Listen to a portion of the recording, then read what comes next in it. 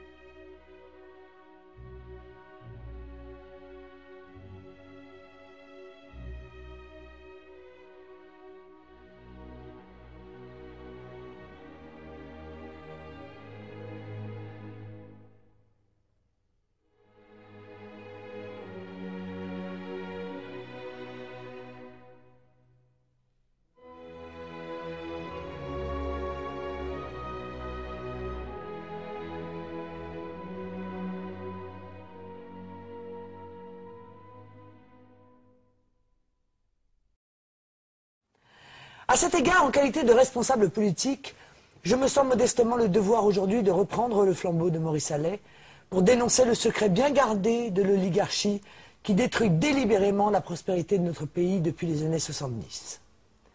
Ce féodalisme budgétaire et monétaire hallucinant a déjà été condamné dans le plan anticrise du Front National le 27 février 2009.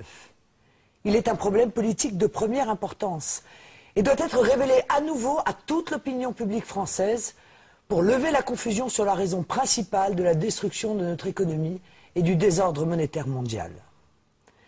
Les dirigeants politiques de tous bords, l'Union européenne, le FMI, ne cessent de culpabiliser les citoyens sur le montant de la dette due, nous dit-on, à trop de social, trop de santé, trop de services publics, etc. Mais au fond, examinons quel est le péché originel qui a fait basculer soudainement la France des 30 glorieuses à celle des 40 piteuses. La vérité est que la dette publique française est d'abord due aux intérêts cumulés exorbitants payés. 37 milliards d'euros en moyenne par an, payés aux marchés financiers mondiaux sur lesquels nous avons été obligés d'emprunter depuis près de 40 ans. Pourquoi ? Parce que l'infâme loi du tandem Pompidou-Giscard du 3 janvier 1973, entérinée par l'article 104 du traité de Maastricht, puis confirmée par le traité de Lisbonne, a privé la France de son droit régalien de battre monnaie par la création monétaire de la Banque de France pour offrir aux banques d'affaires privées le droit illégitime d'émettre du crédit payant pour l'État. Ces usuriers spéculent ensuite contre tous les actifs de la planète, y compris les dettes des États souverains. Bref, vous avez compris, il n'est plus possible de solliciter directement la Banque de France ou même la BCE pour financer la dépense publique.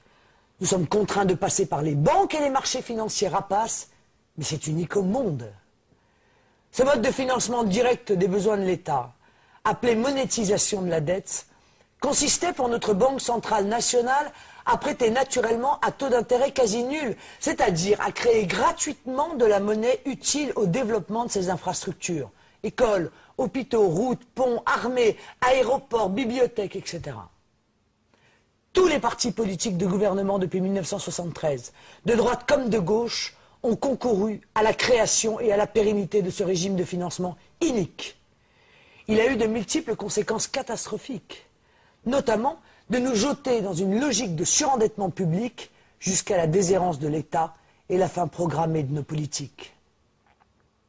Il s'agit ni plus ni moins d'un racket discret sur tous les secteurs rentables de l'économie française, ainsi qu'une privatisation rampante de la protection sociale et des retraites. Écoutez attentivement ce chiffre.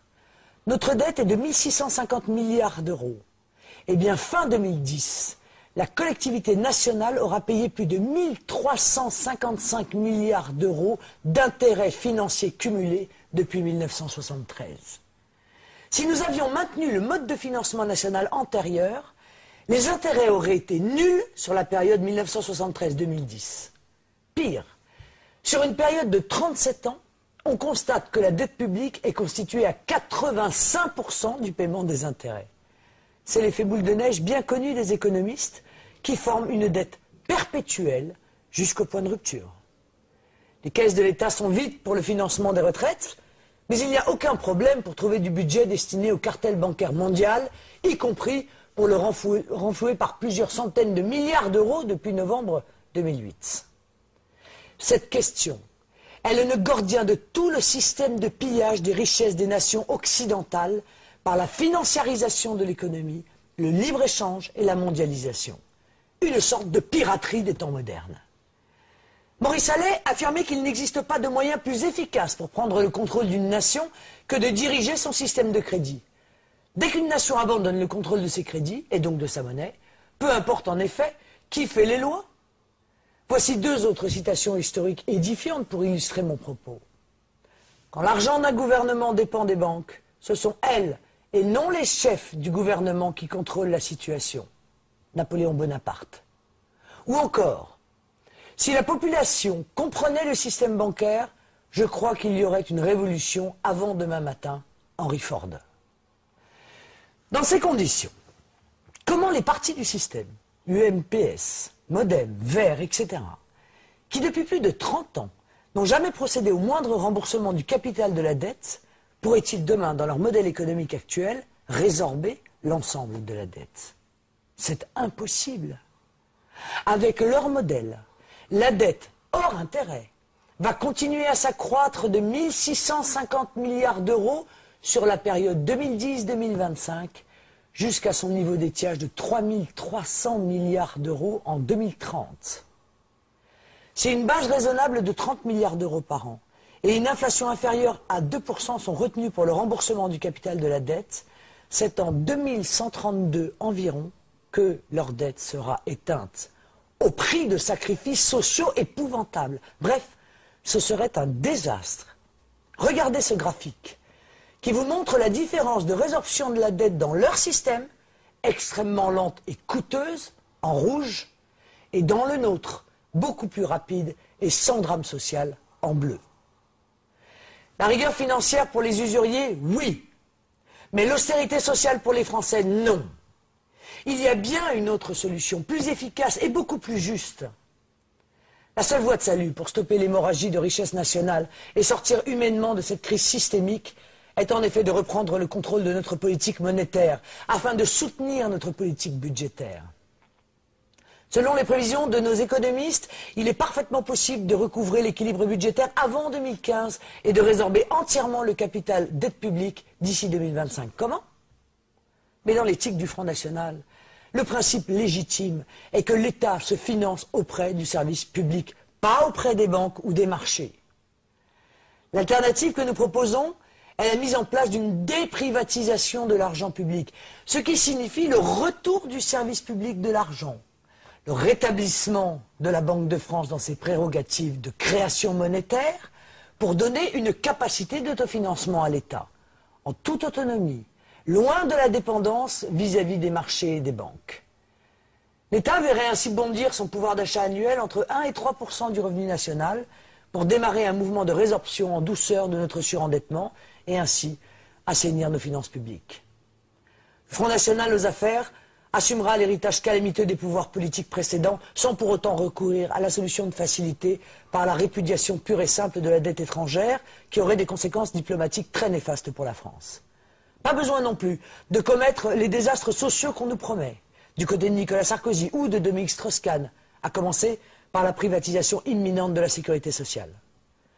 Bien entendu, cette politique économique n'a de sens que si ce mode de financement démocratique de l'État s'oriente non pas vers du budget de fonctionnement, mais prioritairement vers des investissements productifs dans l'économie réelle au service de la population et du travail.